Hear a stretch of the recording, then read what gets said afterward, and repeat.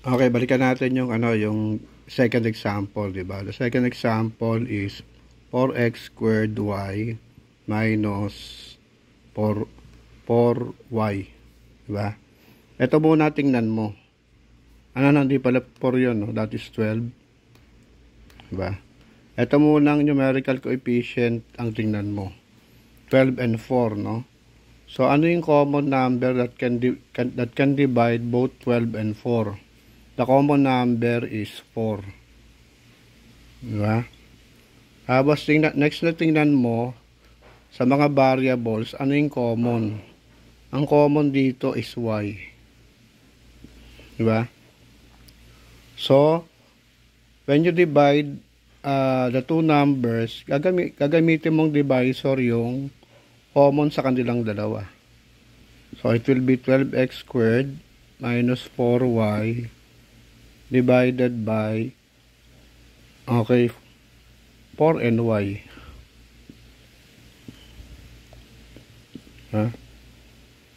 Eto magiging 12 divided by 4 will become 1, this will become 3.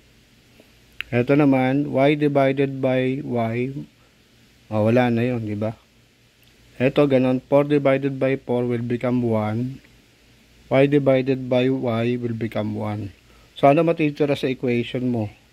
Makititira sa equation mo is 3x squared minus 1. Ganun siya. At namin ginawa natin step, diba? Tinignan mo muna first, ano yung common sa numerical coefficient. Ano yung numerical coefficient? Siya yung number before the variable. Ano yung mga variables? Yung mga letters that follows yung whole numbers, no? Or yung numbers before the letters.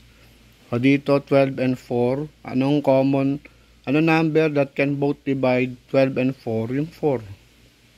Diba?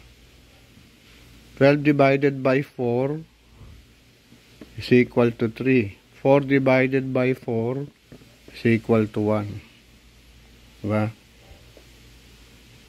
Ayan. So, dito makikita mo yung need for your mastery in multiplication. Kasi nga yung sinasabi ko sa kanina, di ba? Interconnected yung multiplication and division. Halimbawa dito, yung 3, yung multiply by 4 will give you 12. Okay? So, if 12 is being divided by 4, ano yung other factor which when you multiply by 4 will give you 12? Ay, yung 3. Diba? Agad dito rin, gano'n, di ba?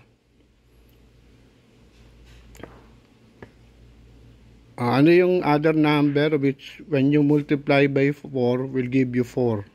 1. Okay? So, interconnected siya. Okay?